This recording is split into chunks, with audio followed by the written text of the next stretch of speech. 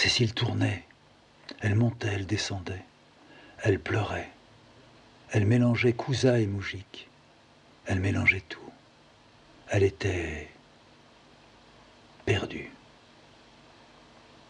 Je ne pouvais plus, je ne parvenais plus, avec mes paroles, à la ramener. Non. Je la tirais un peu à moi, j'essayais de l'intéresser. Ça ne m'intéresse pas, disait-elle. Quand elle marchait, quand elle allait dans la cour, qu'elle accompagnait un peu les chiennes, qu'elle faisait quelques pas, elle n'osait plus aller vers son jardin. Son dos était celui de son père. J'essayais de la porter, de lui dire, mais si nous voyions les choses autrement, si nous nous disions, nous allons avoir une autre vie, c'est une vie nouvelle que nous allons commencer. Tout sera autre, rien ne nous oblige et rien ne nous mènera à vouloir oublier. Si l'on veut, on reviendra au Kouza. Si l'on ne veut pas, on ne reviendra pas. Le Kouza restera en nous comme la Kou est restée en nous. Cécile disait oui, d'accord, mais je t'arrête. Je ne peux plus m'en aller. Si aujourd'hui j'étais à la Kou, je te dirais, je préfère être malade, je préfère mourir de la maladie que j'ai et que j'ai eue en étant à la Kou. Mais je ne pourrais pas quitter la Kou. J'ai quitté la Kou, j'étais encore jeune, je ne sais pas, j'avais de l'espoir. Aujourd'hui, je suis brisé. Je n'ai plus d'allant. Je ne peux plus prendre d'élan. Toi, tu peux, toi, je te sais comme ça. Je sais que, en ce moment, tu fais des plans. Tu calcules où tu mettras tel et tel meuble. Je sais que tu es en partie là-bas. Tu veux m'arranger une maison. Tu veux que je sois bien. Tu veux que les animaux qu'on a encore soient bien. Tu as raison. Tu as cette chance ou tu as ce courage. Je n'ai plus de courage. Je suis comme ma mère, dans un petit cercueil déjà. Je voudrais me mettre au pied de quelqu'un. Je voudrais être là où ils sont maintenant tous les deux. J'entendais bien ce que disait Cécile. Je savais aussi par quoi elle passait. Je ne pouvais pas lui dire par quoi moi j'étais en train de passer. Mais elle avait raison. En même temps que je passais, pas par Jules, pas par sa mère, mais par cette difficulté à m'arracher d'ici. Car j'avais aimé le cousin. Mais j'étais déjà à dire j'avais aimé. Donc il était déjà un tout petit peu derrière moi. Moi je regardais devant. Devant en me disant quand on sera là-bas, Cécile ira mieux. C'est ici maintenant que ça commence à peser. Le père est mort, la mère, le père sont réunis, Moujik est mort, Stéphie est mort, ça se trouve dans le jardin maintenant. Il est temps de partir. On a voulu nous piller la maison. Le vrai et le faux, mon Dieu. J'en étais loin. Maintenant je savais qu'il y avait une maison à la Châtre. Je savais que nous avions été aidés. La tante était venue. Elle avait dit « j'ai ça ». Elle avait foutu un paquet de billets sur la table. Elle avait dit « payez la bonne femme. Quand vous aurez vendu votre maison, on verra. Moi, je suis une vieille. Je veux que Cécile aille mieux. Je suis sûr qu'il faut qu'elle parte d'ici. Ici, elle va tourner, puis elle va tomber. Il ne faut pas que ça arrive. » On avait acheté la maison, payé la maison. L'autre allait foutre le camp. On avait commencé les travaux et fini les travaux de la petite maison à côté. Le 19 pouvait être occupé. La tante vivait dans le 19. Elle se faisait petite et douce. Elle ne rouspétait plus, elle ne gueulait plus, elle n'obligeait plus. Elle avait été transformée. Mort de Jules, mort de Mouti aussi. Mort de son frère, mort de... Tout le monde mourait. Ça avait un peu bougé les choses en elle. Elle voyait maintenant Cécile. Ce n'était pas la mort de Cécile qui se profilait. C'était sans doute ce qu'elle savait que cette famille portait. Cécile portait à la fois des morceaux de son père, que pour faire vite, je disais, il était un neurasthénique permanent, et des morceaux aussi de sa famille à elle. Elle avait une sœur, morte, très malade de la tête. Léo, le dernier mort, l'homme de l'autobus. malade de la tête. Cécile, malade de la tête. Moi, malade de la tête. Les gens sensibles sont des malades de la tête. Les gens qu'on regarde vivre et qui tremblent sont des gens qui ont une tête, qui ramassent tout. Ce ne sont pas des attrape-mouches, ce sont des grands filets dans lesquels se prennent toutes les flamèches de la vie. De ça, je suis convaincu. Ma mère était une malade de la tête. Mon père, non. Mon père avait tué sa tête. Il n'était pas un malade de la tête. L'oncle, oui, malade de la tête. Qu'est-ce que tu veux, petit? Un ballon, tu l'auras. Paf! Il se tue. Voilà, malade de la tête. Moi, malade de la tête. Le vrai, le faux. C'est oui, c'est non.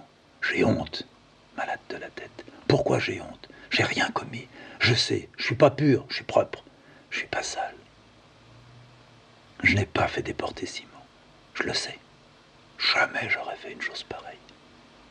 C'est la Jeanne qui l'a fait, oui. Je ne suis pas rentré dans la maison, j'ai pas quitté la voiture, volé au-devant de la voiture, parvenu jusqu'à la maison. Une voiture, ça roule pas tout seul, Cécile s'en sera aperçue. Idiot, malade de la tête.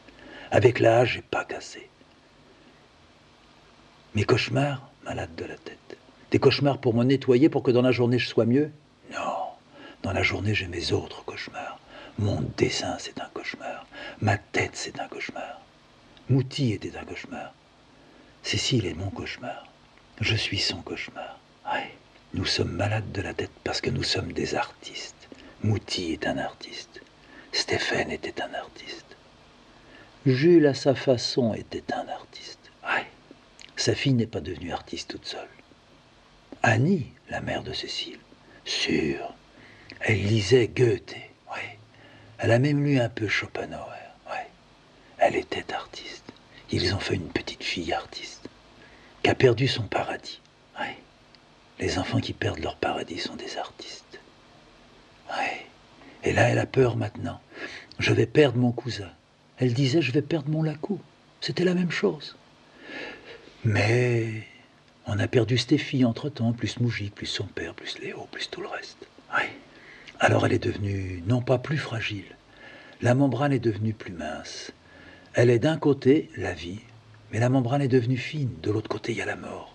On sent qu'en nous frottant à la membrane, on touche les os. Ouais, la vallée des ossements. On s'approche, Cécile, de la vallée des ossements. Je ne te le dis pas, mais je le sais. Seulement, on s'approche tous les deux. On est encore tous les deux, ensemble. On doit rester ensemble. Je dis à Cécile, un matin, c'est tous les deux qu'on fait les choses, Cécile.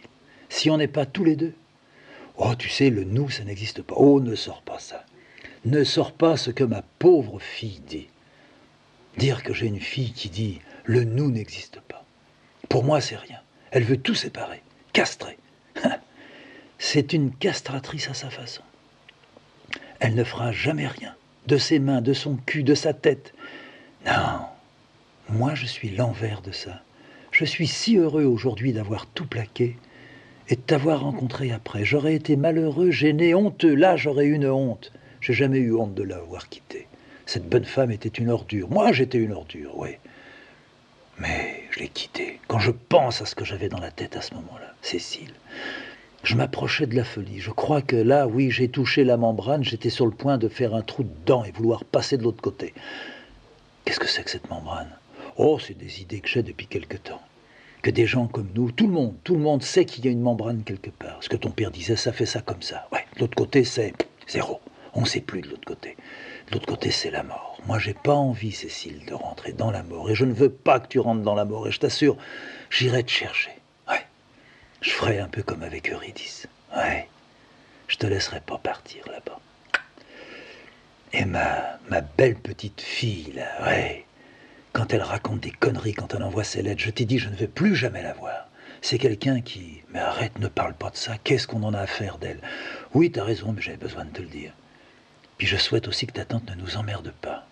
À l'avenir, je souhaite qu'elle ne t'emmerde pas, qu'elle ne m'emmerde pas. Je souhaite aussi de n'emmerder personne. Mais ça, je peux toujours le souhaiter, mais il n'est pas sûr que je ne sois pas encore. J'aurai toujours... Mais je souhaite, Cécile, d'avoir toujours des problèmes, et je te souhaite d'avoir encore ces moments d'angoisse que tu as. C'est de la vraie angoisse, c'est pas du tourment, c'est pas de la rigolade. Nous ne sommes pas de la rigolade. Ce que nous avons non pas choisi, mais ce que nous avons pris comme chemin, nous ne savions pas que nous prenions ce chemin-là. Oui. Nous n'aimons pas pour rien ceux que nous aimons, Cécile. Oui. Je suis tellement proche de toi. J'ai tellement...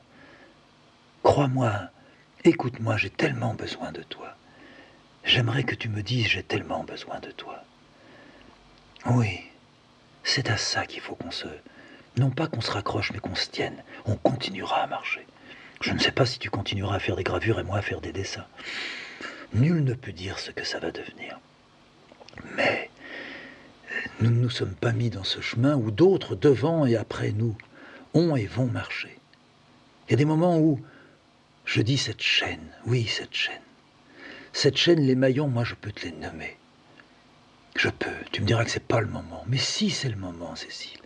Dans les maillons, il y a même des noms de villes. Il y a Kibarty que je ne connais pas et que toi tu as connu et que tu ne pourras plus jamais revoir. Alors je mets les maillons Kibarty, Vilnius. Ouais. Je te mets aussi Billancourt si tu veux. Ouais. Je te mets le camp que j'ai découvert sous la neige là-bas. Tous les morts dessous. Ça aussi c'est un maillon. Jamais j'oublierai. Comme jamais j'oublierai la plaine de Guercif, la Moulouga. Jamais j'oublierai même ce que j'ai inventé qui est devenu vrai. Ouais. Il y a des mensonges que j'oublie pas. Il y a ma mère mettant ses pas, je l'oublie pas. Ma mère avec les mains pleines de merde, c'est aussi un maillon. Et puis toi, ton père, quand on l'a vu, quand il a crié « Cécile, Cécile !» Je l'oublierai pas, tu ne l'oublieras pas. Ça, c'est à nous. C'est à nous parce que ça devient... C'est pas parce que ça devient du dessin, Cécile. Le dessin, c'est aussi « Cécile, Cécile !» c'est sûr. Dans le dessin, je crie. Je crie quoi, je sais pas. Comme tu graves, c'est pareil. Il y a graveur et graveur. Toi, t'es un graveur. T'es un graveur, tu te graves. Tu te graves et... J'ai envie de faire un mauvais jeu de mots, mais tu t'aggraves. Ça, c'est bien. On est là pour s'aggraver. On se transfuse. Tu sais combien pour moi c'est important, la transfusion. Oui. On passe de ça à ça. Oui. Initiation. Je t'assure que ça... Oh non. J'y crois profondément. Je n'ai jamais été, et tu ne seras jamais initié. On a été autrement formé, on a été brûlé. Brûlé, c'est initié, Cécile. Oui. Alors la chaîne, je te disais la chaîne, moi je vais te citer des noms. Il y a un maillon, Kafka, un autre maillon, Lovry, un autre maillon, Chazal, un autre maillon, Guénon. Oh, même Guénon, allez, accepte, il fait pas un maillon, il fait au moins 2-3 maillons. Encore un maillon, Bataille, encore un maillon, qui? Dis-moi des noms, je t'en prie, dis-moi des noms. Dis-moi des noms. Léo. Oui, d'accord, Léo. Un autre maillon, Mouti. Cécile a dit Stéphie. Ouais, voilà les maillons. Ça, c'est la grande chaîne. La grande chaîne. Puis à un endroit, il y a 5-6 maillons. Ça, c'est Clé. Les maillons de Clé. Ouais. Et puis toi, dans tes maillons, il y a Echt. Allez, non, ne fais pas la moue. Echt, il t'a appris à graver. Il t'a pas appris en disant tenez-vous comme ça et gravez comme ça. Non. Il t'a fait, il t'a formé, il t'a aidé. Il y a Jules dans les maillons. Oui. Il y a Barra dans les maillons. Il y a Lacou. Oui. Il y a Marius même. Allez. Il y en a des maillons. C'est une grande chaîne. On trouve dedans... Allez, on met Giotto. On met les masques africains que tu achètes et que tu me ramènes. On met toutes ces choses-là. Même dans les maillons, il y a des vieilles chemises sales à moi. Cécile, à la chatte, ça devrait être une nouvelle vie. Il y aura des casse-gueules. Mais on devrait arriver à y faire face, à les remonter, à les surmonter. N'essayons pas d'imaginer, de croire, de vouloir. Ça sera quelque chose de tout calme, très beau, du coton, du bleu, du tendre, du bon, du sucré, du laiteux, du miel. Non, il y aura de la merde, de la boue, des pierres, des épines, des écharpes, de la scie. Il y aura tout ça. Tout ça, c'est notre vie. Voilà ce que... Oh, j'allais stupidement te dire ce que j'ai à t'offrir. Je suis sûr que c'est ça qu'on peut s'offrir, nous. C'est une offrande que je te fais, et toi, c'est une offrande que tu me fais. Prends ce que j'ai dans ma main, donne-moi ce que tu as dans la tienne. Cécile me regardait et m'a dit, je t'envie. Je t'envie, c'est magnifique d'être comme ça. Je ne suis pas digne de toi. Tais-toi. Viens, serre-toi. Mets-toi contre moi. Allons. Qu'est-ce que tu vas sortir là? C'est des bêtises. Tu dis des bêtises. Tu as envie de dire des bêtises.